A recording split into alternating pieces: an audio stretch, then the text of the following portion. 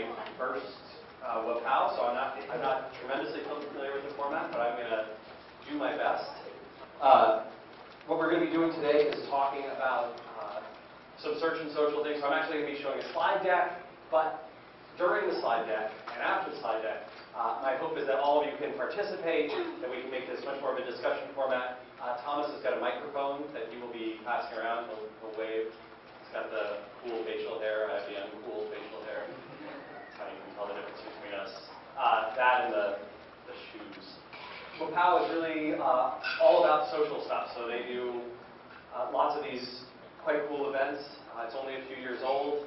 This is my first experience here. I'm certainly excited. And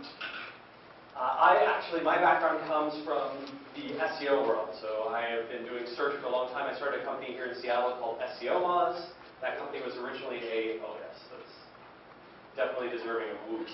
That company was started as a consulting firm and then moved into the business of software back in 2007. So for the last few years, we've been running a software company. We've got about 35 folks, just a few blocks up actually, on Pine Street between 1st and 2nd. So if you're around, you should come by for a tour.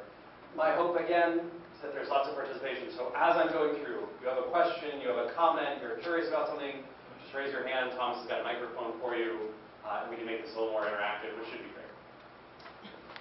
So I'm going to walk you through a little bit of basic search algo history, right? So Google starts up in 1998 in Stanford, in Larry and Sergey's dorm room, right, which they're sharing.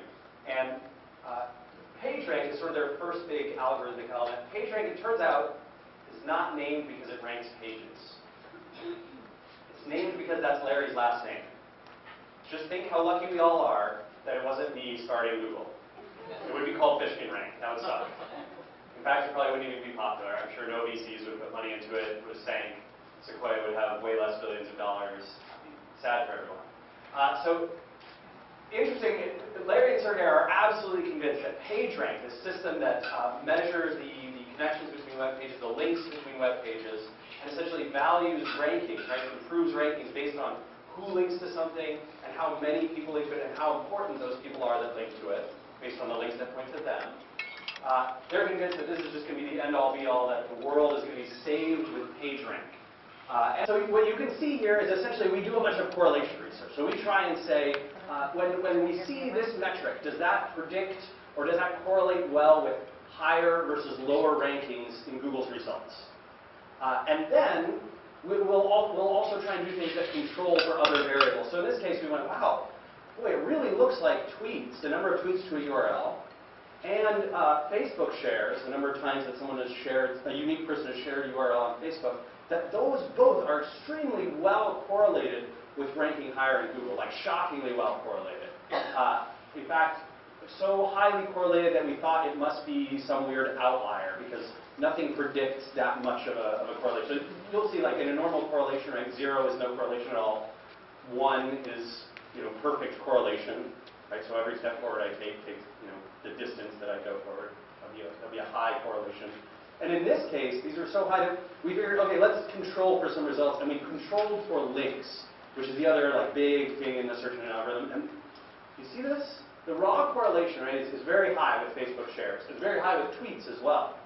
When you control for links, the correlation for number of tweets drops pretty substantially. So maybe we can gather, okay, maybe it's just that stuff that gets tweeted also gets linked to very well. But Facebook shares, that's way too high. And in fact, Google and Bing both made some announcements. They were interviewed by a guy named Danny Sullivan, who works for a site called Search Engine Land. Danny did an interview with the guys at Google and Bing, and he said, so what sorts of signals, are these directly influencing whether things rank higher or lower? And Bing and Google's representatives both came out and said, oh, yes, we do use tweets, and we use the authority of who's tweeting, and we use Facebook shares and the authority of who's sharing to influence those results. So, and you can really see that here and just how powerful it is. So this gave us the idea that, oh my gosh, these social signals, even if I'm not logged in, right? In this case, if I'm not logged in here, I'm not going to see this usually. But what that research is essentially suggesting, and what Google and Bing's statements on the subject say is, you know what? If this gets 500 retweets and 1,000 shares on Facebook, it's probably going to rank there anyway for everybody. So this again means social and search converging even for people who are logged out, even for socially connected agnostic accounts. Really quite exciting. This is something brand spanking new. In fact, I've never seen anyone cover it before. I haven't even seen a blog post about it. I haven't done a blog post about it. I actually found it today. So I do this weird thing. I don't recommend this. I had a problem where whenever I created presentations, I would always expand the time allotted and fill them with creating my presentations. And so now I only leave myself a few hours before I deliver a talk to actually create it, which makes sure that I don't spend days and days making them. Which is why you might notice, oh good, there's no timestamp. This might be from like an hour and a half ago. So if I do a search for Seattle blogger, like normally I would not see anything like this. But if I do it with the parameter, the query string parameter, TBS equals profile, do you see this like weird PRFL:E? That query string will essentially show me Google profiles, public Google profiles of people. Can you imagine the power? These are all people who are logged into their, use their Google accounts, have public profiles, and say what they do for a living or where they are. So if I want to find people who, for example, let's say do blogging about the aerospace industry, right? I would really like to connect with bloggers in the aerospace industry.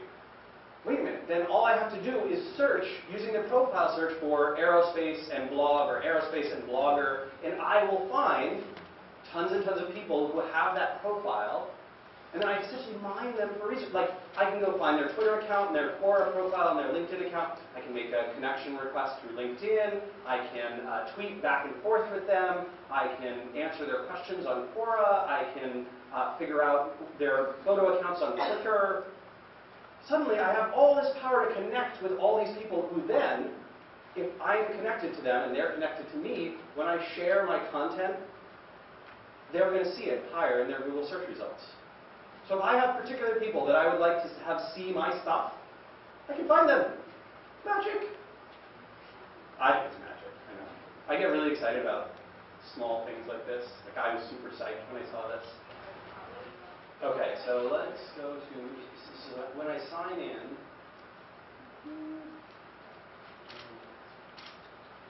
or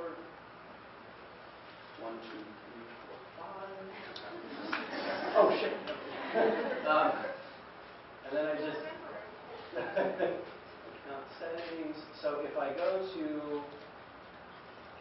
view manage my account, that's where you find this, and you can go. View profile.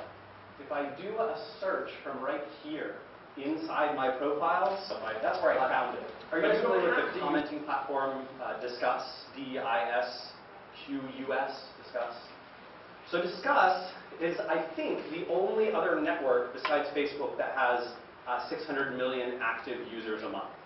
And that's because they're distributed across hundreds of thousands, I think at this point maybe even millions of blogs. Like millions of blogs, or hundreds of thousands at least of blogs are using Discuss as their commenting network. And because it's plugged into so many blogs, anytime you leave a comment on Discuss, they will actually, that propagates across your whole network. You can follow people on there, you can see it. And they have this cool new feature where if you leave a comment and you mention someone's Twitter handle, or like who they are, they have an account, a Twitter account that will actually tweet at that person and say, you were discussed or you were mentioned in this particular comment thread on this particular blog, which is crazy awesome. Like, very, very smart of them. I guess she has safe search on, thank God. Oh, look, Lauren shared this, Matthew shared this. Do you see the social annotations because Jen's logged into her account? It's amazing. Oh, no, wait, I'm logged into my account, aren't I? It's almost super cool. Okay, so 10 charts about sex, Frenchmen, yes. Scroll down, piercings. Is there what? I believe it is, yes. I highly recommend this blog post, but it's not good for mixed company, so read it on your private account. It's all data-driven, though. I mean, this is like scientifically, statistically significant, very, very cool stuff. But, okay, whoa, did you see that? I scroll to the bottom. Oh, I got to the bottom of the article, and whoop! See how they drop it over? So smart. Like this, plus they have 17,773 likes. Like you can tell they are really good at this. And in fact, the guy who runs this did a crap ton of testing. That's an official term, actually. It means more than 10,000 tests. So a crap ton of testing to figure out like what is the best way to get people to socially share. And he figured out that this rollover thing with only one, they used to have like the rollover and then there would be like Twitter, LinkedIn, Facebook, and Dig, and blah, blah, blah.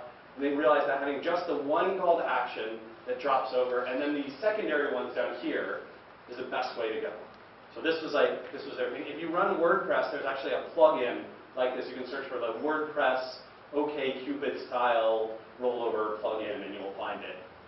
But very, very cool stuff. And they just do awesome stuff in general, so I highly recommend them. Cool.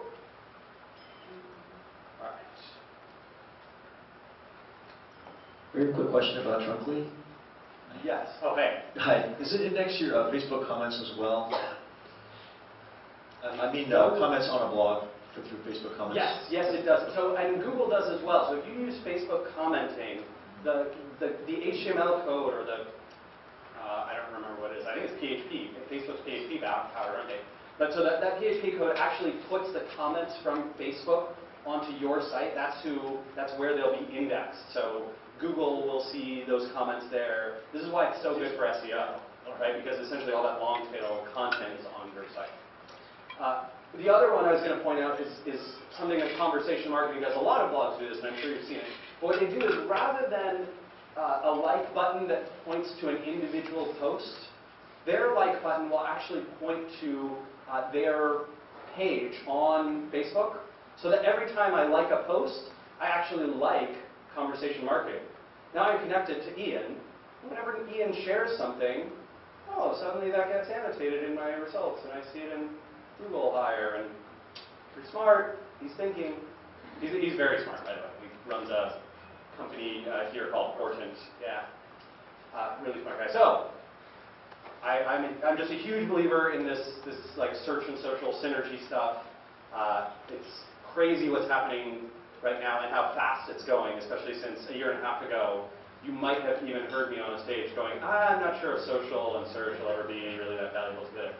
I'm so happy to have my mind change. All right, well, everyone, I just want to say thanks so much. It's a true pleasure. You guys are awesome. This has been really fun. Thank you.